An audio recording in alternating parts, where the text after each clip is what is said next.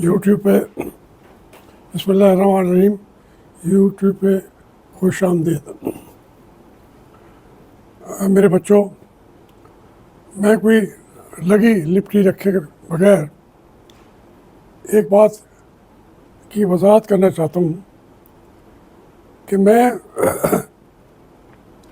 कभी शायद आपके ज़हनों में भी ये बात आए, कुछ कंफ्यूज करने की लोगों बातें करें।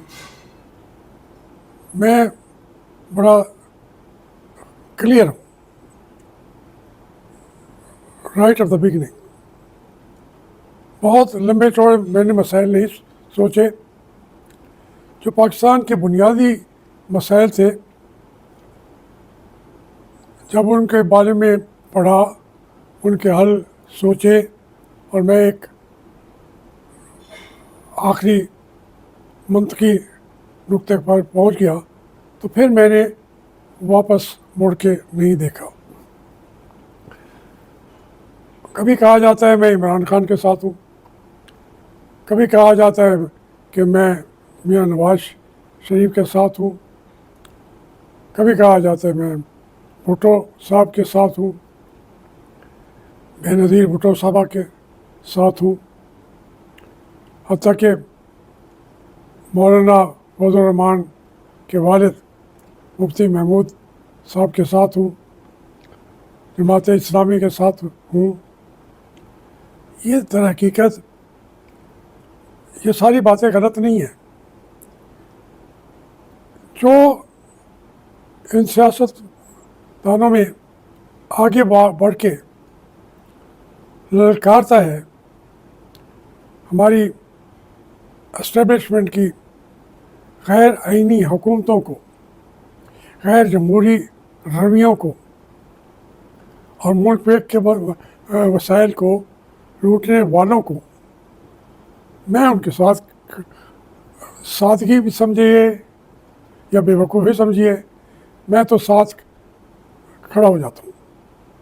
और जब तक वो लड़ते रहते हैं मैं साथ लड़ता रहता हूँ। एकदम मैं देखता हूँ कि वो जो लड़ रहे थे एस्टेब्लिशमेंट के साथ, वो तो कंप्रोमाइज़र निकले। अब मैं क्या करूँ, 30 साल हों या 35 साल हों, मैं नवाज शरीफ के साथ भी खड़ा रहा और वो लड़ते भी रहे, बहादुरी के साथ लड़ते रहे। मुफ्ती महमूद साहब के टांग को गैंग्रीन था, उसी बीमारी में वो इस दुनिया से चले गए, लेकिन मैं तो साथ खड़ा रहा। जमात इस्लामी अयूब खान के ख़िलाफ़ लड़ रही थी, हम साथ खड़े थे। भुट्टो के साथ भी जब उसने भी रूप धारा एस्टेब्लिशमेंट का, तो जमात इस्लामी ने भी उनको ललकारा, हम साथ खड़े थे। भुट्टो साहब ने अयूब खान को ललकारा तो हम साथ खड़े थे। मेरी हैसियत तो कोई इतनी बड़ी तो नहीं थी ना कि उसकी मैं आज कहूँ कि मुझे जो है, मैं अगर ये फैसला न करता तो मुल्क डूब चुका होता। नहीं, मुल्क ने मेरी जो हकीर सी कोशिशें थी, जो मैं समझा था, मैं उसके साथ खड़ा रहा। अब ये कल मुल्तान के अंदर अरबों नहीं खरबों रुपए का ड्रग्स पकड़ गए हैं।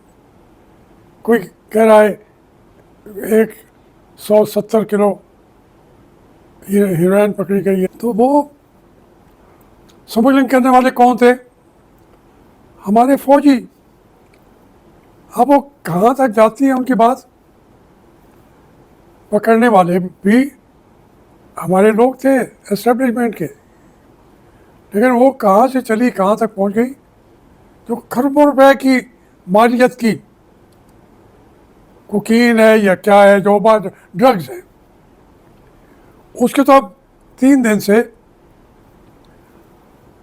हमारे मीडिया पे दिखाया जा रहा है। लेकिन जो मीडिया कंट्रोल मीडिया है, ख़ास तौर पे कंट्रोल, जो कहते हैं ये चीज़ नहीं आनी चाहिए, ये चीज़ आनी चाहिए, तो उसके मुताबिक हमारे एंकर्स, हमारा मीडिया, वो तो बंधे हुए हैं बेचारे। वो पहले सर झुका के खड़े हो जाते हैं।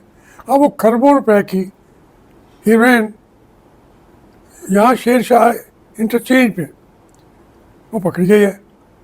तो अब इस पर मैं अगर कहूँ कि इसमें फौजी जो इन्वॉल्व थे वो अकेले नहीं है, कोई इन्वेस्टिगेशन करे, पकड़े भी जाएंगे। जनरल जो पीछे लिए बैठे हैं पैसे वो भी पकड़े जाएंगे। तो मेरा मेरा अब फिर मुझे कोई कहेगा कि मैं वैनम है, मेरे अंदर गुस्सा है फौज के ख़िलाफ़। कोई गुस्सा नहीं है, वो सारे के सारे मुझे प्यारे हैं। लेकिन जो चीज़ें हमारे माशरे को जड़ों से जहरीला कर रहे हैं उस पर खामोश कैसे रह सकते हैं। तो इसीलिए मैं लीडरशिप के बारे में भी और मुल्क के अंदर बुराइयां फैलाने वालों के साथ भी मैं कंप्रोमाइज़ नहीं कर सकता। अब उसके मुझे बार बार कहेंगे आपने मौलाना फजल रहमान को बड़ा अप्रिशिएट किया है। वही भी उसने अगर उसने जुर्रत के साथ खड़ा हो गया है, मैं तो जानता हूँ उनको परवेज़ मुशर्रफ के साथ कितना अर्सा तक वो मिल के चलते रहे, एग्री भी कर गए, उनके साथ एग्रीमेंट भी हो गए। इनकी जमात इस्लामी की इनकी हुकूमत भी थी परवेज़ मुशर्रफ की ज़ेर निगरानी, लेकिन फिर वो हमारे साथ ARD में आए तो वो उनके उसके जवाब वो दें। लेकिन जो वो एस्टेब्लिशमेंट के ख़िलाफ़ खड़े होंगे तो मैं तो सबसे पहले आगे जाके उनको सलाम कहूँगा। मेरे तो जानने वाले हैं उनके वालिद साहब, वो खुद कोई बेतकल्फ़ी है। मैं जो बेतकल्फ़ियों में मौलाना फजल रहमान के साथ करता हूँ, अगर यहाँ मैं कह दूँ तो भूचाल आ जाए। वो उनकी भी मेहरबानी है, मेरी बातों को सुनते भी हैं, बर्दाश्त भी करते हैं। तो ये वो एक ज़ाती ताल्लुकात की बात होती है। जहाँ तक इमरान खान का मामला है, इमरान खान खड़ा है, अभी तक कॉम्प्रोमाइज़र के तौर पर एक्सपोज नहीं हुआ, सॉलिड तरीके से खड़ा है और हर रोज़ उसको मार पड़ रही है, उसकी बेगम साहबा पे, उसके बाजों पे, उसके उनकी बहनों पे, जो भी है सबके साथ। लेकिन इमरान खान झुका तो नहीं है। अब जो ना झुके तो जो सारे झुक गए हैं, वो नादान गिर गए सजदे में। जब वक्त क़याम आया वो सारे उनको देखता हूँ, वो सारे सजदा रेज हो चुके हुए हैं। अब इस मरहले पे उनके किस किस पहलू का मैं हिमायत में बयान दूँ, कैसे दूँ? अगर ये हुक्म है मेरे लिए तो मैं तो इससे बगावत का ऐलान कर चुका हूँ। इसलिए मैं जो झुकने वाले हैं वो रिफ़तें भी पा जाते हैं, बड़े बड़े मकामात भी उनको मिल जाते हैं। लेकिन अगर वो हमारी नज़र में नहीं जचते, हमारे मुल्क का मसाइल का हल करने के बजाय आप उनकी जायदादों को देखें। अब देखिए ये गंदम का मामला है, सिर्फ एक इसके अंदर 80 कहते हैं $1 अरब इसके अंदर पैसे खा लिए गए हैं। किसने खाए हैं? अब उसका जिक्र भी नहीं है। इंक्वायरी कोई कमेटी बनी थी, वो तो ऐलान हो के ख़त्म हो जाती है। और आज गंदम के लिए भी लोग अभी तक उन्होंने जिन बेचारों को लोग 2200 देते थे महीने का, वो इसको बेच के उन्होंने सोलर लगवाना था। इसी गंदम को बेच के उन्होंने वो जो DAP जो उधार भी चीज़ें देती रहते हैं वो देना था। अब वो क्या करें? जो अफोर्ड कर सकते हैं रखना, उन्होंने रख तो नहीं है, लेकिन बाकी चीज़ों में हमारी ज़राअत को नुकसान हो रहा है, आने वाली फसलों पर असरअंदाज होंगे। ये सब उनकी बात को कोई सुनता नहीं है जो मौजूदा हुकूमतें हैं। इसलिए जो बातें मैं देखूँगा मैं वो करता रहूँगा।